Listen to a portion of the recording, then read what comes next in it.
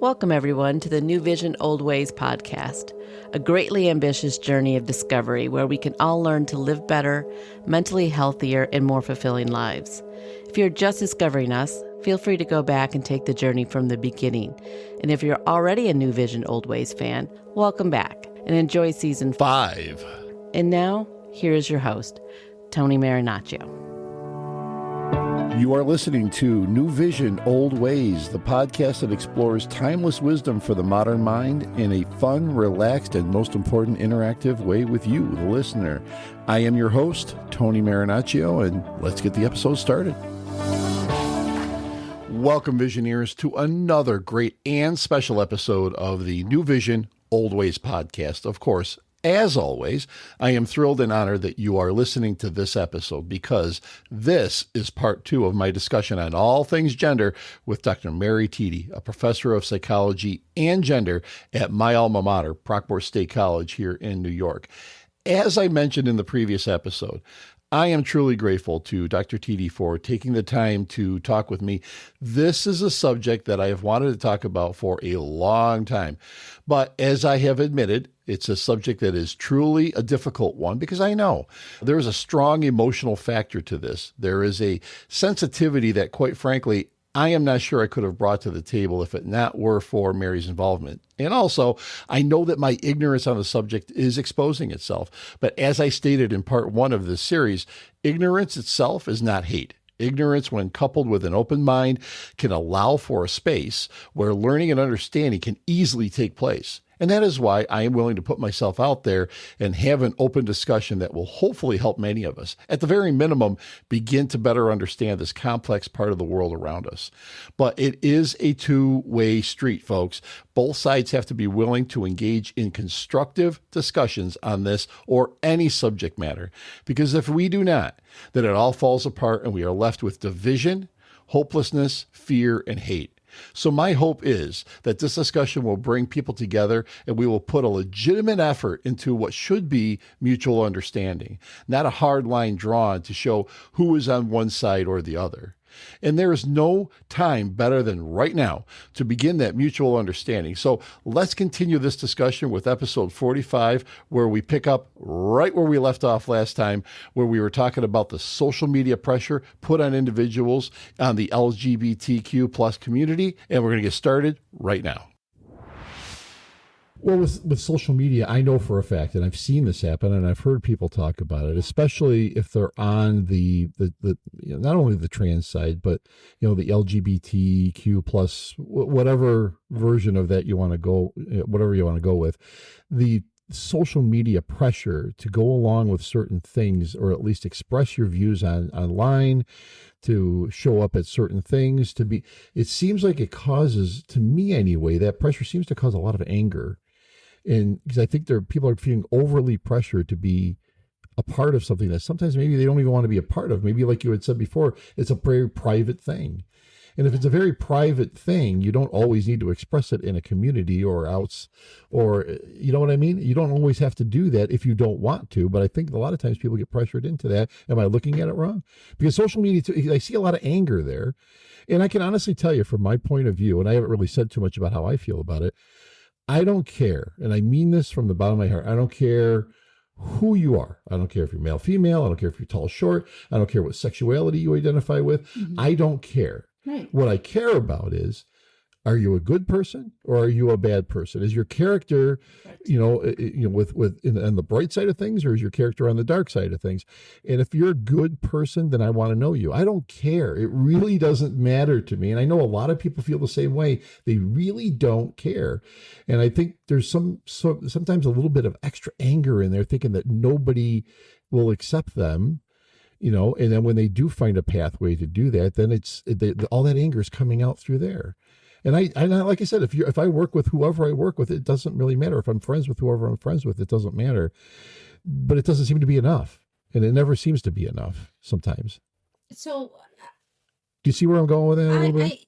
Who's angry in that scenario? People in general, because they feel like they're being bombarded with LGBTQ stuff? Is that like... No, if they're in that community, so and they're already in the they're in the community, and but they're getting pressured to be visible about it, overly visible about it, when maybe they don't want to be.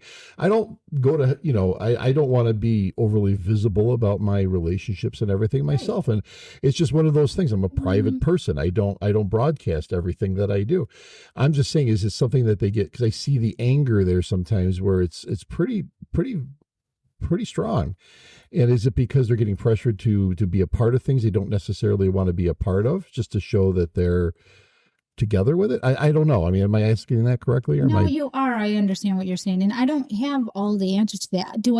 It sounds a little bit, and correct me if I'm wrong, you're touching upon things like cancel culture, which went way too far. Oh, yeah. Way too far. Thank you. When everybody's canceled, then it has no meaning now to be canceled. So, and so I agree with you on that. I think it's ridiculous. And yes, I think some people, especially people who have some fame or celebrity, are expected to soapbox. Mm-hmm. And I don't think that that's fair. I don't think anybody should have to soapbox. I understand that other people who disagree with me would say, but they have a platform and they should use it for good. But that's not, some people, if they're an entertainer, and I know someone who's an entertainer, they keep their views private on purpose because they know, they're like, I'm an entertainer. I don't care. Like, I just want to entertain people. I don't want to make everything political. I don't want to make everything about. So they have their views and they stand by their views, but they don't feel like that's actually appropriate for them. And so then do they get backlash? Yes, which is again silly, because if you want to stand up and if you want to be an ally, like we should all be kind to one another. We know that that's what's going on, right? Absolutely. We do understand that there's far more discrimination, violence, hatred towards LGBTQ. Let that. I acknowledge it. Yeah, so absolutely. It's good to be an ally, but nobody should be forced into professing X, Y, or Z. Does that make sense? So I agree with you on that. I don't know if the people within the community, just knowing, I'm trying to think of people that I know within the community. It just seems to me that there's sometimes an extra layer of anger there. And when it lashes out, it seems like it's pretty vehement sometimes. I mean, there's a lot of emotion that goes with it, and there's no acceptance to, like you were talking about cancel culture. There's almost no acceptance to me having my view, being a white heterosexual male. I'm almost the villain, and I'm not even sure what I did wrong. You know what I mean? Right. And I feel like born a white cis hetero man, and yes, you are considered the villain to some people. Sadly, right? Right. So. But how do we get past that part of it when I'm supposed to be understanding on my end? But you're not. You're supposed to be understanding. But I'm not getting understood. it. Yeah, it's not getting reciprocated. For sure. I agree with you, because I agree with you. I'm going to play a little bit of devil's advocate. I understand where the anger from some people where that comes from, especially if you happen to be close to someone and they're feeling like, you're supposed to be in my corner. The world is rough enough right now that I need you in my corner, and they may not feel that, right? So that can get a little bit tricky. But I do feel like this constant anger and wanting people to do more and more and more, and not being understanding, and people being canceled, or they misgendered, this professor did this or whatever. How about you have a conversation? If let's say for me, okay, I'm in a classroom, and what if I say something that is offensive to a student, not meaning to be, and it could be about anything. I always tell my students right away, like, come see me. Let me know, because it could be out of sheer ignorance that I used a phrase, I said something, or whatever it is. But if you just then shut down and say, well, she's a terrible person because I used it, whatever it might be, right? Then we're not moving forward as a society. You're feeling one way. I don't even know you're feeling it. I just know that you no longer, like, we're separate. We're not working together on something. So I think that it just has to, this sounds so kumbaya, but we just have to allow one another to speak. And that goes on both sides. So where do we draw the line, though? Because I think I think there's a level of, obviously I should be respectful. So if I'm talking to someone, and I've heard this because I'm in a very, always in a public setting with my job, with just about everything I do, I'm in a public setting. And I've heard people say that, you've misgendered me, or my pronouns are this, that, and the other thing. How in the world are we supposed to know that? Or how are we, just random people we meet, and I've seen people go off on other people about it, and I'm thinking, how would that person have known that that's how you wanted to be referred to? There's almost no possible way for that to happen. There's got to be a line in there somewhere where people understand that the common person can't just know that. Right. I mean, well, they say they're like, well, if you're you always just never make assumptions, and when you meet someone new, just say, what would you like to be called? Now, to everybody? I mean, it seems almost inconceivable.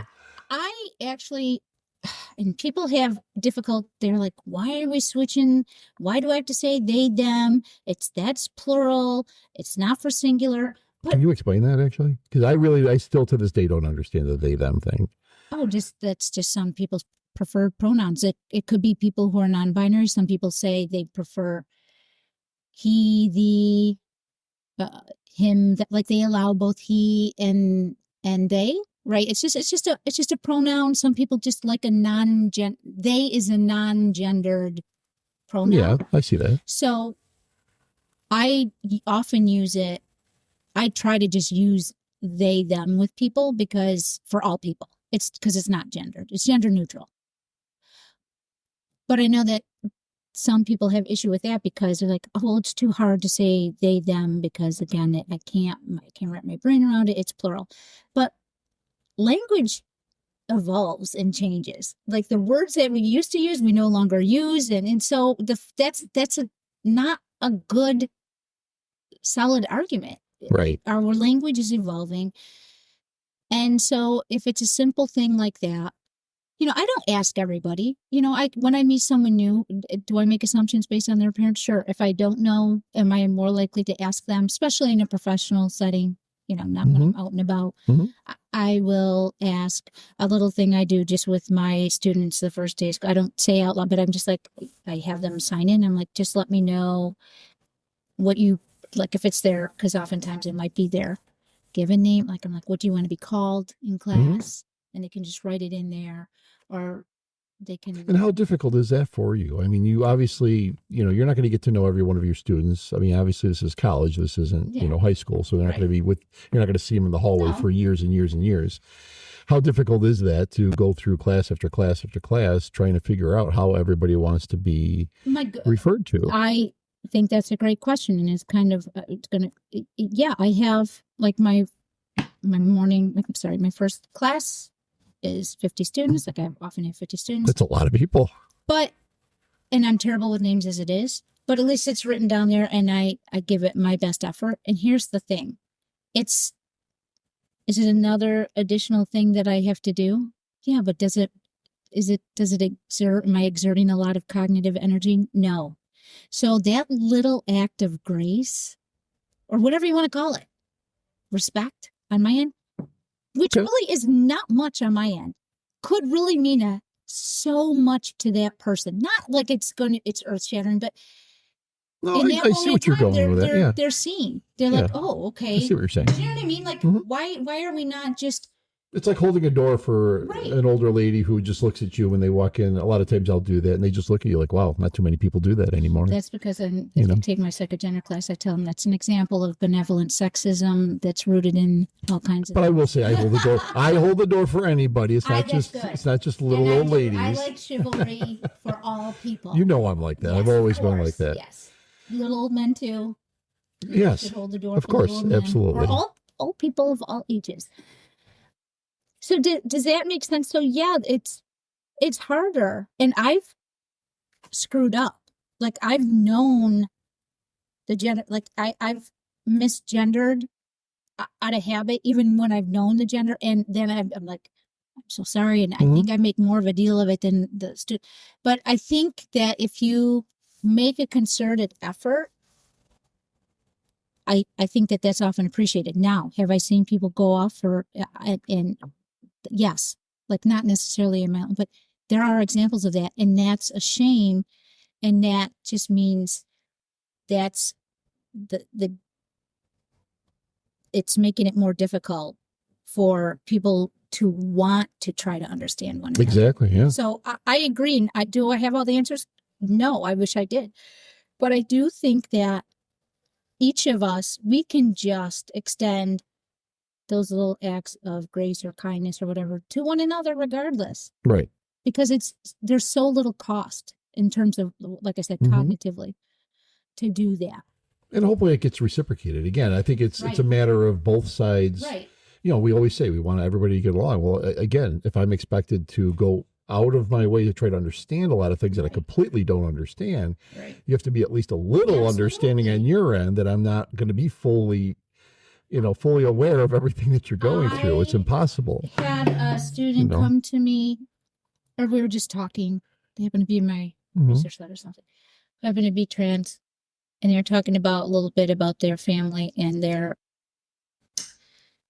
like coming out period, and they were very upset at first because their parents struggled, but not that their parents didn't accept them, but their parents had talked about like a mourning period that they were like, so almost like a death in the family. Right. Yeah. And my student didn't get it.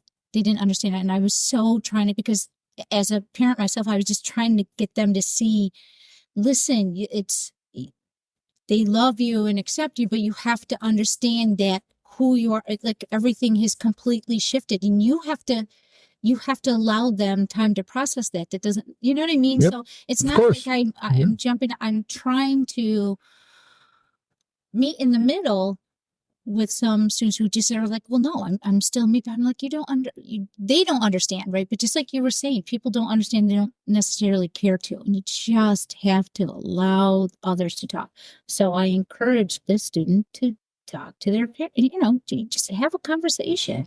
So we're going to, if you don't mind, I want to shift gears a little bit here and maybe look at, when you look at, let's say, kindergarten or preschool, I think there's a lot of discussion around how young is proper. How young can a person be to properly acknowledge any of this with them? I mean, when you're talking, I know some of these things that you see on the media, people are blowing up over somebody that teachers or teachers' aides that talk about, kindergarten students and asking them how do they want to be referred to as, should they even be thinking of that? Is it something that should even come up at that age? Because to me, I kind of have to say no. I mean, I really don't think that that's something that's proper until you get to a point in life, whether it's, and again, it's hard to say exactly, but let's say middle school or high school, where do we draw the line here and say this should not be even referred to? Because to me, a kindergartner shouldn't be thinking about their sexuality. Okay. I just don't know how that is, or at least in that realm, and again, this is my view, my ignorant view. They shouldn't be thinking about that, or it shouldn't be something that is, I don't know, brought to them. I mean, if it's something that they bring in their way to a teacher or to a parent or to a counselor, then yeah, obviously we have to go through this, but it should be brought to them, I guess, is the way I'm looking at it. You said, is that a horrible way to put that? No, and by the way, I appreciate your willingness to just talk about this, and I don't want you to think that I have all the answers and you're just walking around ignorant about it. You're not. You've lived on this planet as long as me, maybe I think a little bit longer. Thanks for pointing that out. I appreciate it. You have valid views, and I don't want you to ever feel like you don't. The interesting thing that you said was you talked about sexuality. Do I think it should be? And that's the thing. And that conflation is so prevalent. And I think that's so many people think if you're talking about gender, you're talking about sexuality. Should we talk about? No, we should not. We should not be talking about sexuality. Can we ask a 5-year-old what they prefer to be called? Yes. Why? Because we know, we know, child developmentalists, that gender identity is already developed by the time they come to school. They know. So can you ask them? Yeah. That's not about sexuality. But what would a 5-year-old say to that, though? I mean, I'd like to be called Jimmy. As opposed to Susie? If they want to be called, can I ask what's the big deal if they wanted to be called Susie? Why do we care? I don't know why should we care? I guess at this point, it's just one of those things when you think about that age, you think, well, why would they even have that in their heads at that point? Because their identity is already developed. It's not about sexuality. I know I keep saying it, but I still think you're. I probably am. Yes. I probably am. Remove that. Mm-hmm. Remove it. That's why you're here, Mary. Their maleness or femaleness. Right. Are you a little boy? And I'm making it binary. Are you a little boy or are you a little girl? And you're not going to ask your kids, are you a boy or a girl? You're not going to do that. But just saying, what do you like to be called? Or I think that's an innocent question that's just really about name. Mm-hmm. I don't think we need to do much beyond that. It's just like, you want the child to be seen. But what I guess sounds the bell of there's a deeper, I always go back to this. There's got to be sometimes at the age of 5 when is it appropriate to get some answers from that child as opposed to why are you thinking this way?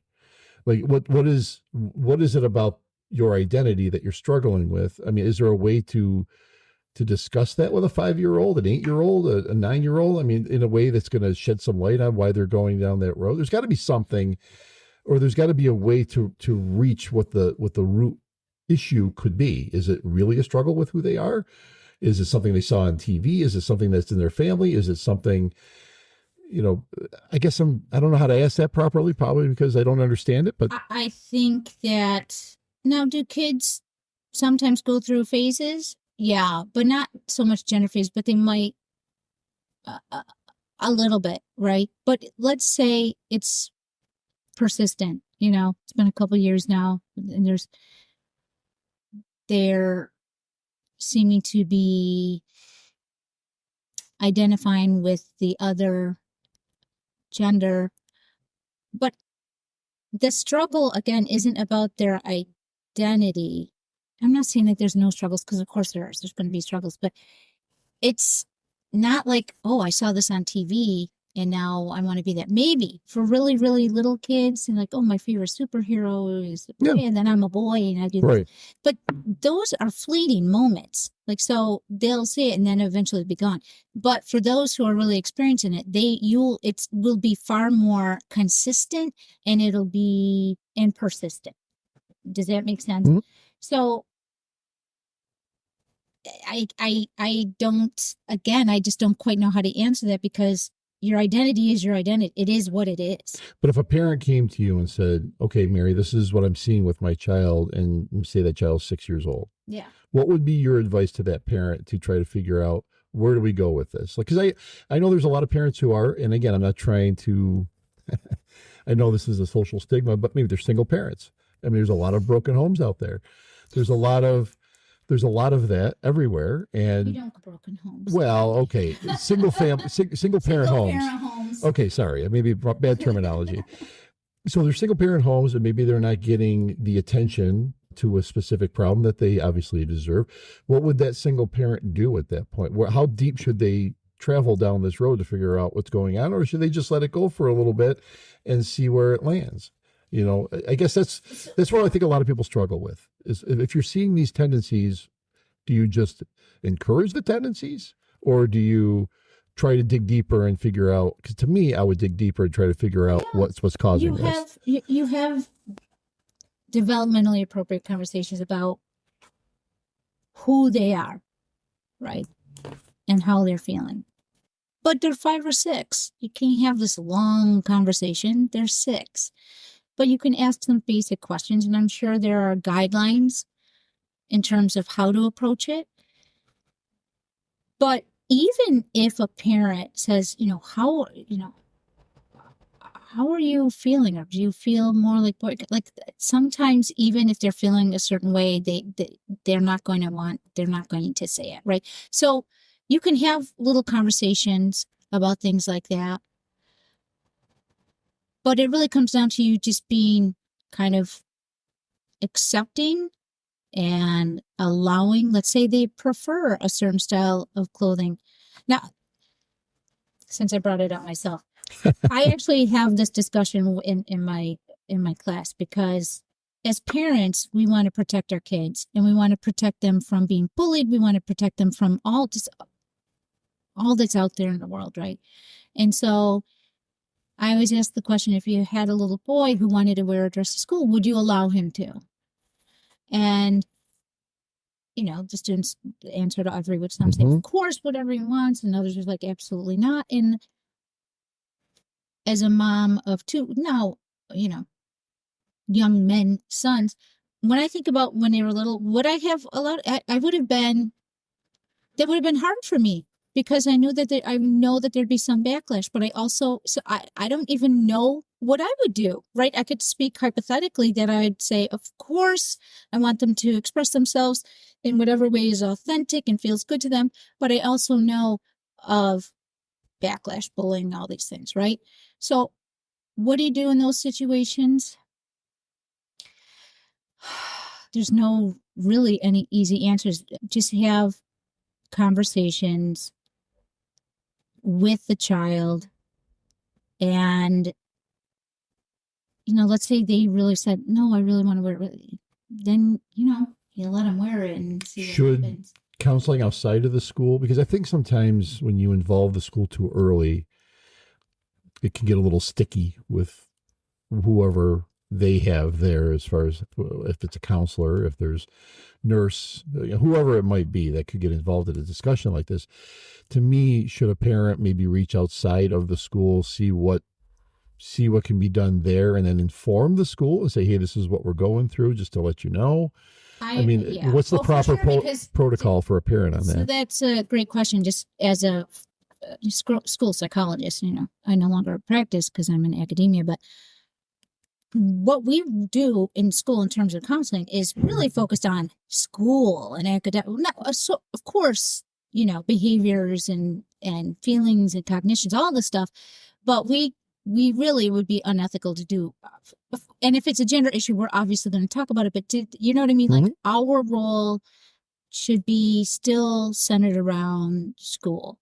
So absolutely, if a parent didn't quite know, right? If their child seems to be leaning into something or seems really distressed when, maybe they were assigned male at birth and people keep calling them little boys and they've wanted to grow their hair long and they seem distressed, right? Because you don't want your kid to be distressed. Of course, seek out counseling, but I strongly encourage parents, caregivers to seek out counseling from someone who has expertise in this particular area. Unfortunately, it's super hard to come. It's hard to come by counselors who work with kids, psychologists or mental health professionals. And then on top of that, when you add LGBTQ youth, but there are more and more. So I would strongly encourage that, because it's somebody who knows and who can help. And it's not trying to change the child's mind. It's how can the family support this child who is going to confront some backlash, discrimination. It's going to happen with peer groups at school, in their job, as they move on, they get older. So we want to establish, at the very least, family saying, okay, this is bigger than I don't know what to do in this situation. I'm going to seek out help for this. But again, make sure it's someone who is open to it. What I would hate to see is someone taking the child and then dismissing the child's thoughts or feelings about it. Oh, I don't think they should be dismissed. I think they should be acknowledged, and obviously they should be, like I said, there could be a deeper thing. It could be as simple as, some of the things that you were going through earlier. But I also think too, though, the school, well, what I've never gotten, and maybe you have an opinion about this, and now we're really kind of going off the rails a little bit here, but when a school says that we're not going to tell the parent. I know, I knew you were going to say. I know that you knew I was going to go there. Not telling the parent that the child has chosen a different gender or whatever it is that they're doing like that. How is that possibly ethical to keep that from a parent? The parent should be the primary person that understands this. The school should be second, third, fourth, or fifth. How can a school possibly have that view and think that that's the right way to go? I mean, I just think that that's appalling. And I think, that causes way more harm than anything else. Well, how does it cause more harm to whom? to the child and the family. How does it cause harm to Because the you're child? getting a person that doesn't have to deal with this when they go home. If a child goes to somebody at the school, that person, that counselor, that nurse, that principal, that whoever it is that's getting them through this, they don't have to go home and acknowledge that. They can go to their houses and maybe they don't have this problem. They don't have to worry about it. But that child and that family now have to somehow address this at some point. But if you're keeping it from the parent, I don't understand how that could possibly be an ethical situation. And there you have it, folks. Episode 2 of my discussion with Dr. Mary Tiede. We have one more episode to go, and I will be bringing that to you as soon as possible. And I would love to find out what you think of what we are talking about or any of the episodes. And here is where to get a hold of the show and let us know. These are all in the show notes, but as always, here they are. As I announced last season, the new NewVision Oldways.com website is up and running. Check out all the episodes, the Revelations blog and news page, and a subscription link, as well as a link that you can click on that will allow you to donate to the show and show your support. By donating what you can, it will allow me to book guests and cover costs. Anything will help. Cancel anytime. You can also message the show from various platforms. Just look for the send us a text message link. If that doesn't work for you, you can email us at newvisionoldways@gmail.com. And again, it's newvisionoldways@gmail.com. You can find us on what was Twitter, now X, at NewVision Old Way. Remember, there's no S at one, at NewVision Old Way. Check out the NewVision Old Ways YouTube channel. Just type in NewVision, one word, Old Ways, one word, and please subscribe. It is free and will show support for the show. It really means a lot and will help grow the show on YouTube. Find us on Facebook. Same thing, NewVision, one word, Old Ways, one word podcast, and you should easily find us. And as a reminder, these are growing platforms still for us and expanding all the time. So we need your help to get the flow going with the community. But last but not least, if you can do me a huge favor and subscribe to us, like us, follow us, please leave a review on whatever platform you found us on. That would be so appreciated. That will also help secure guests that we will be booking in the future. So Visioneers, welcome again to what will be the best season yet, season number 5. I can't wait to get your input. I also cannot wait until we get together for the next episode of New Vision, Old Ways. Until then, stay true to yourself, stay informed, and stay empowered. But the most important thing is, This episode and all the episodes of New Vision Old Ways podcast have been written, engineered, and produced by Tony Marinaccio and TKM Productions.